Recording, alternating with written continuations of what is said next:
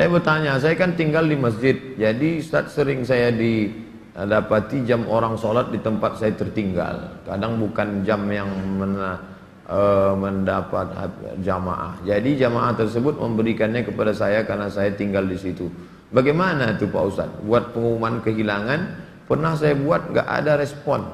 Sekarang di kamar saya ada 2 jam orang tertinggal. Misalnya saya mau pakai, gimana hukumnya Pak Ustaz? Ini namanya luqatah. Luqatah, barang temuan itu menjadi milik engkau wahai adinda kalau sudah setahun tak ada pemiliknya. Setahun tak ada pemiliknya, catat tanggalnya. Setahun tak ada pemiliknya, maka punya engkau. Berdoalah, pokoknya selama setahun itu berdoa supaya tak datang pemilik.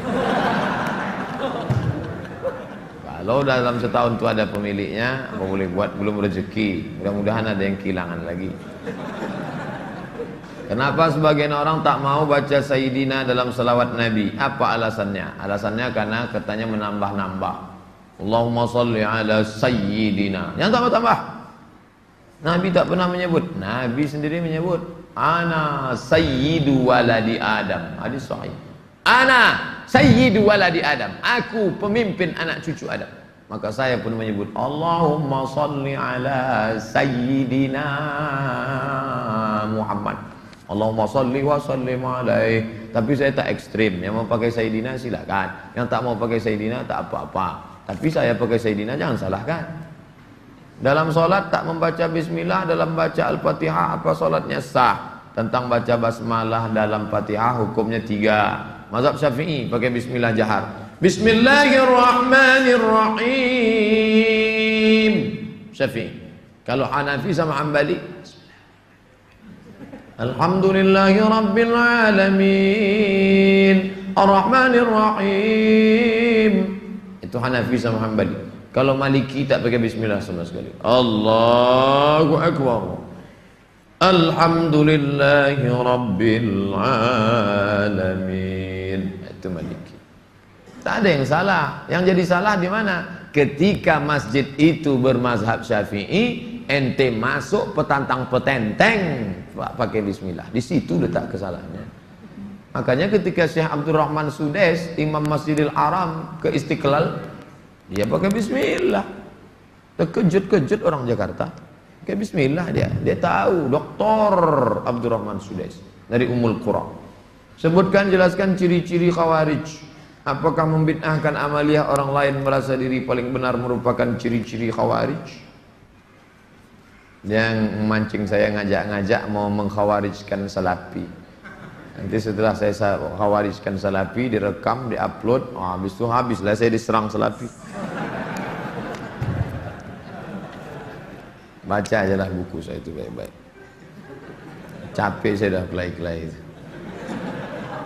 Apakah Hajar Aswad sudah ada sejak Nabi Ibrahim? Hajar Aswad itu adalah salah satu barang pernak-pernik surga yang ada di bumi.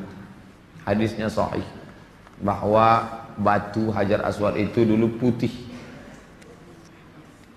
lalu karena banyak dipegang orang berdosa maka berubah menjadi hitam. Itu bukan pendapat ulama, hadisnya sahih tentang Hajar Aswad. Dibawa Nabi Adam rindu dengan surga, maka diturunkan Allah. Jadi bukan Adam. Ada pula saya dengar orang ceramah, waktu Nabi Adam mau turun ke surga, dia ada mau bawa, diambilnya batu, dikepitnya di ketiaknya. Bukan begitu. Adam sudah turun, lalu rindu ke surga, dibawa Jibril. Kata Jibril, ini oleh-oleh dari surga. Itulah Hajar Aswad. Aslinya putih, tapi karena dipegang oleh orang-orang berdosa, menempel dosanya itu di batu itu menjadi hitam. Bukan yang bulat itu Hajar Aswad. Ada butir-butir kecil-kecil hitam-hitam dia, tengok dari dekat. Itulah Hajar Aswad, ditempelkan ke dalam batu. Baru dibalut dengan cangkang yang terbuat dari busi. Nah, itu yang dicium. Batu kecil-kecil dalam. Yang besar itu batu biasa, ditempelkan ke dalam batu biasa. Hajar Aswad. Kalau istri tadi putih kemerahan, panggil dia Humaira. Kalau hitam ya Hajar Aswad. Jangan marah deh. Umur saya 24 tahun. Sekarang saya sudah kerja di perusahaan A. Saya baru diterima di perusahaan B yang merupakan pekerjaan impian saya. Tapi jika saya mengambil pekerjaan di perusahaan B, saya tak boleh menikah selama setahun. Sedangkan calon saya tak mau menunggu karena orang tuanya sudah tak bisa menunggu. Menurut Ustadz gimana? Karena di satu sisi saya ingin bekerja di perusahaan B karena gajinya lebih besar dan itu pekerjaan impian saya. Tapi penempatannya di luar kota. Jika jadi menikah kami bakal LDR. Tolong Pak Ustadz, ini tak ada masalah fikih, ini masalah perasaan. Saya hanya bisa menjawab masalah-masalah fikih. Adapun masalah perasaan,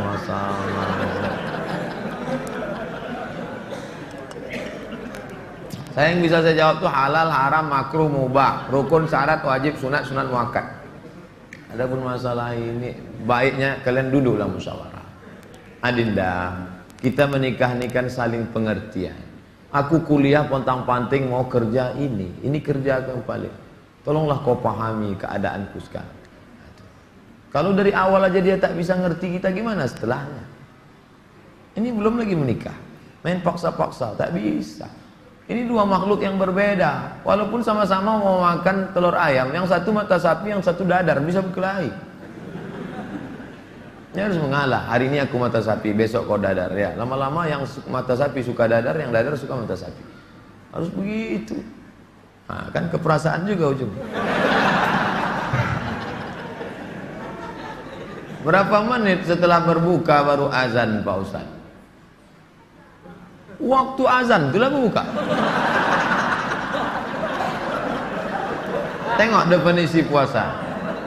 Imsakun nafsi, menahan diri, anil mahzurati, dari semua yang membatalkan puasa, min tulu'il fajri, dari terbit fajar. Terbit fajar itu azan subuh, ila ghurubis syamsi, tenggelam matahari, syafaq ahmar, azan maghrib. Hanya saja bagi muazin minum dia dulu. Muazin itu dianjurkan minum dia. Zahabadh dhama'u wa batallatil uruq wa thabatal ajru, baru dia azan. Allahu akbar, Allahu akbar. Nah, itu dah minum tuh. Kalau yang belum minum, Allah, belum minum tuh. Apakah boleh kita makan setelah selesai, setelah Isya masuk? Yang penting batalkan dulu puasanya dengan minum kah, makan buah kah. Jangan makan es, karena usus itu kering. Knalpot yang kering panas disiramkan air es, mengelupas cat-catnya. Begitulah usus kita itu rusak. Maka yang paling bagus orang Mesir, korma kering, bukan korma yang basah, korma kering, pecah-pecah, buang bijinya, masukkan ke dalam, siram pakai air panas. Agak-agak 2 jam menjelang berbuka. Nanti menyatu dia, diminum. Itulah yang paling bagus. Minum kesukaan Nabi, air korma. Minum air korma. Bagus, manis ya, maka usus kita awet. Apakah batal puasa mencicipi gulai untuk merasakan garamnya? Mazhab Hambali mengatakan tak batal, karena dia tak masuk ke rongga, tak masuk ke dalam, hanya di ujung lidah. Di ujung lidah ini ada perasa. Jadi teteskan, maka tak batal, karena tak masuk. Habis dirasanya gini, habis itu diludahkannya boleh. Tak masuk ke sini, tak masuk. Mazhab Hambali, tapi saya tak mengamalkan.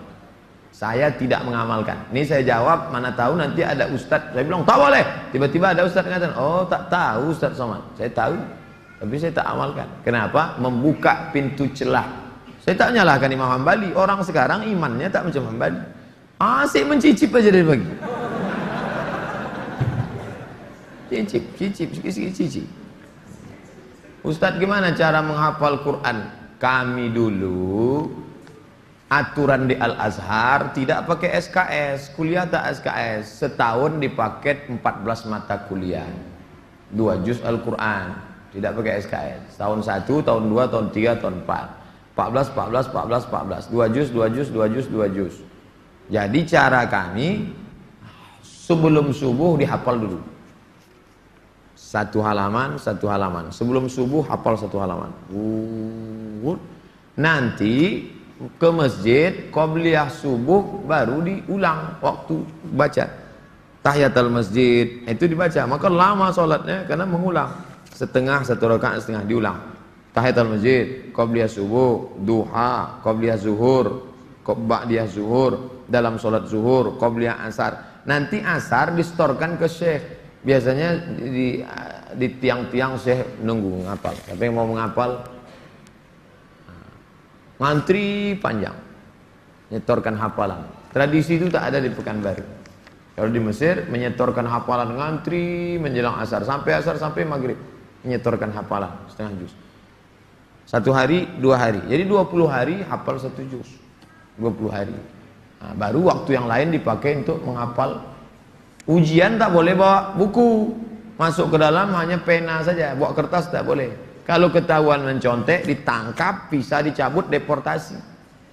Jadi kalau sudah deportasi, putus beasiswa, pulang tak dapat tiket, diusir dari asrama, malu. Karena dulu sebelum berangkat udah kenduri motong kambing. Jadi tekanannya tinggi. Jadi ketika saya pulang, saya terapkan sistem itu. Tak boleh nyontek. Semuanya menyontek. Akhirnya saya berpikir, saya gimana supaya saya buat 10 soal. Buat 10 soal, bagi. Boleh nyontek Pak? Silakan. Oh kok lain soalnya? Baru tahu dia. Saya masih muda Ustadz, ya kelihatan dari tulisannya. Saya menyukai seorang akhwat. Alhamdulillah.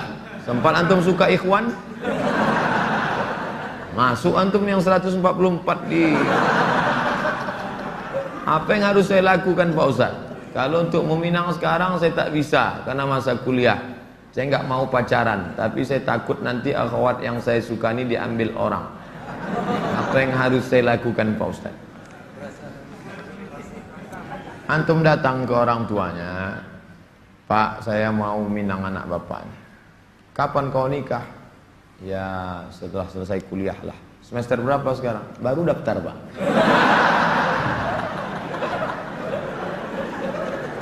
Itu rasa-rasa biasa saja itu adik-adik sekalian.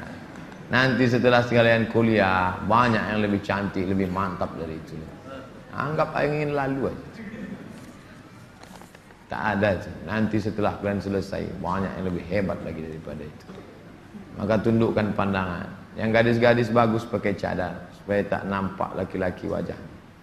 Ustadz di mana di Pekanbaru ini tempat belajar tahsin ngaji? Ustadz Hardi LC. Datang ke Tafakuh. Banyak kajian. Jamnya ada. Datang ke kantor Tafakuh depan gedung guru. Dari sini sebelum Purna MTQ, gedung guru sebelah kanan ada perkantoran Sudirman. Di depannya ada karaoke Rosa. Tapi jangan antum masuk ke situ. Kanan karaoke, yang kirinya Tafakuh. Dr. Mustafa Omar. Tanya, ada Ustadz Hardi? Nah, daftar tahsin dengan Ustadz Hardi.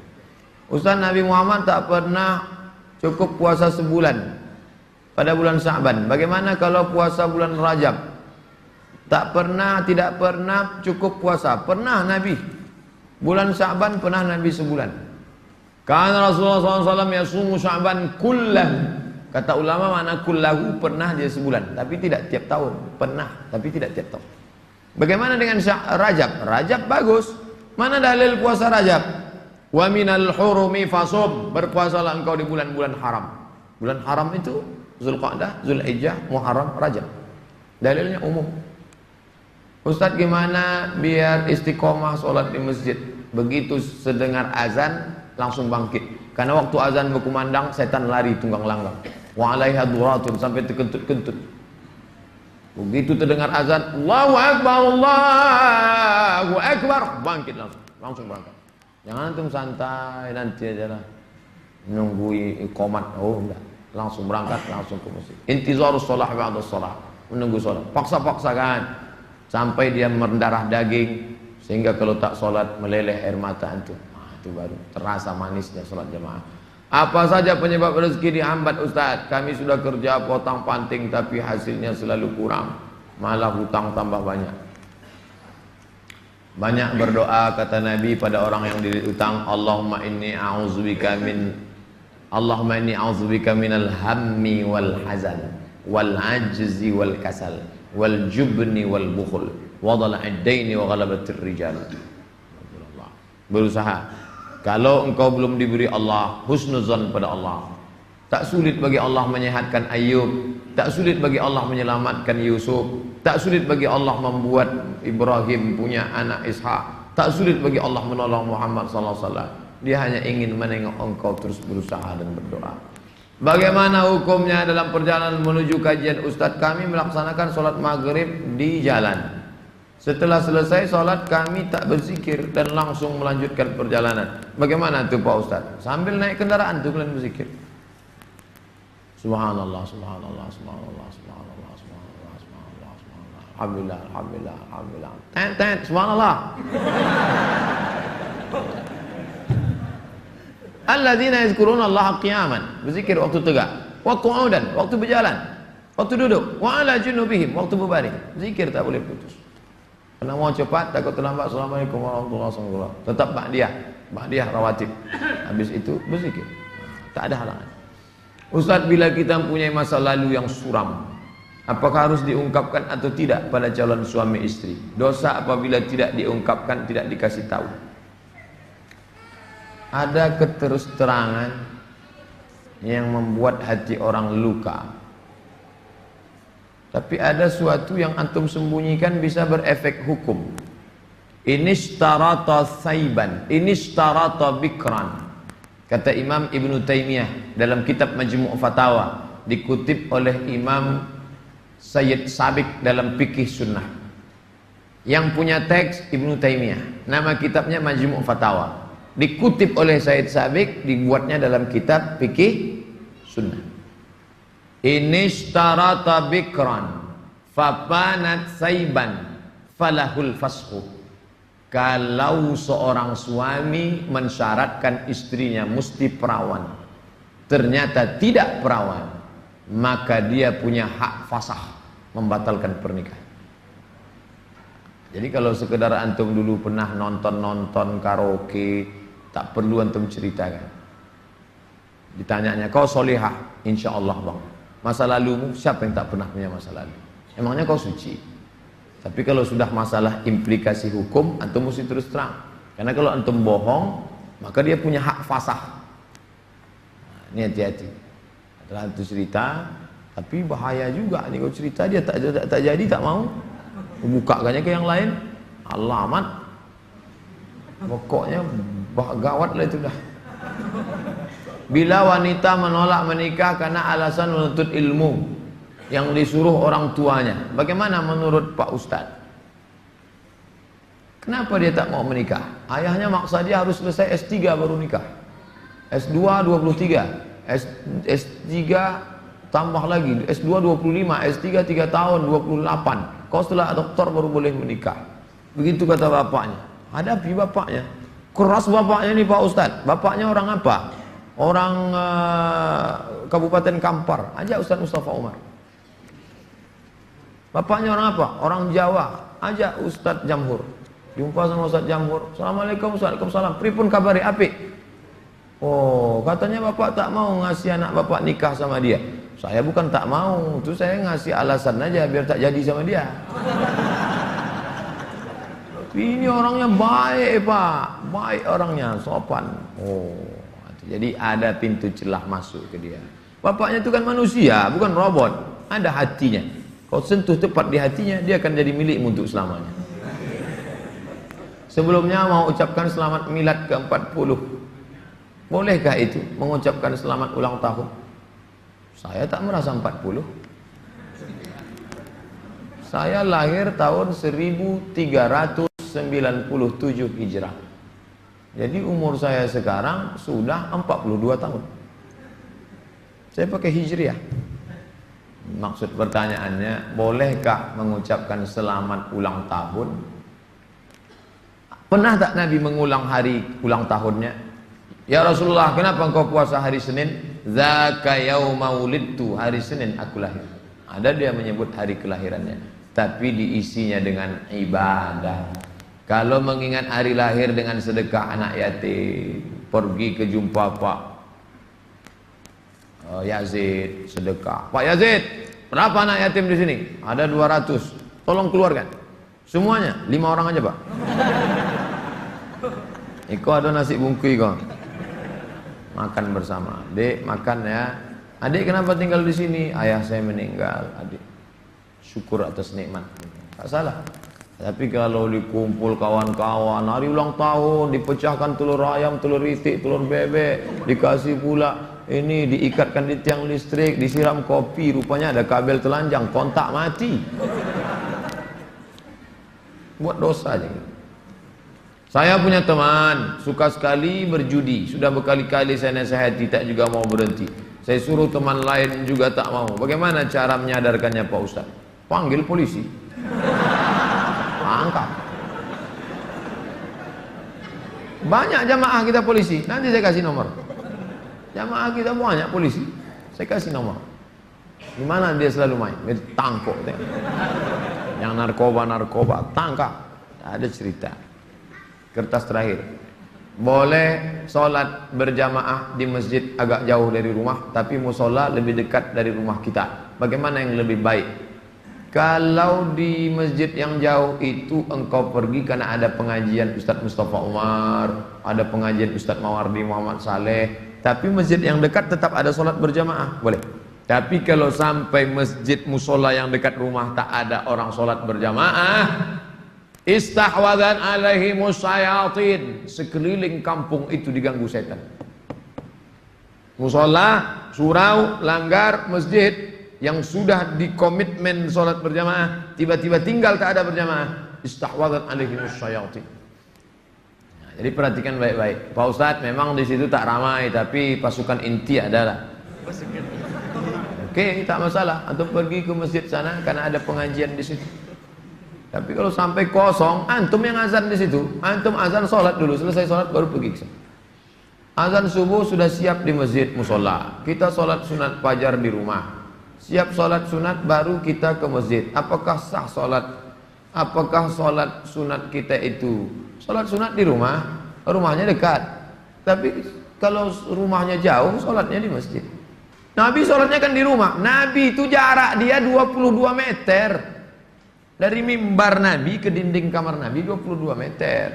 Kita berapa kali belok?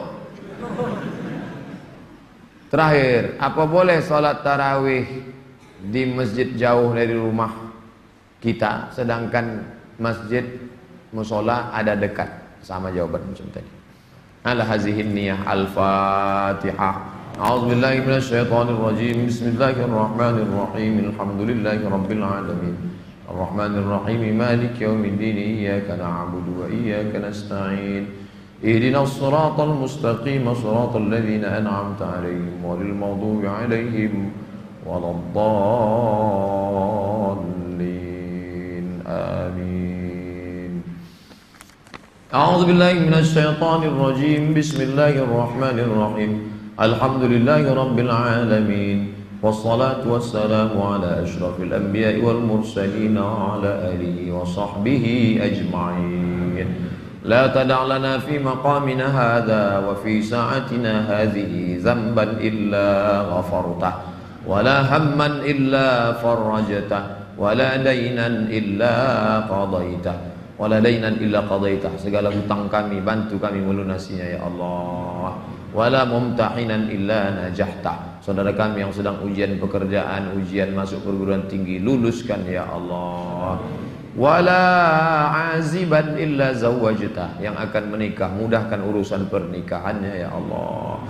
Wala maridan illa syafaitah. Yang kau uji dengan penyakit, sembuhkan, sehat dari penyakitnya ya Allah.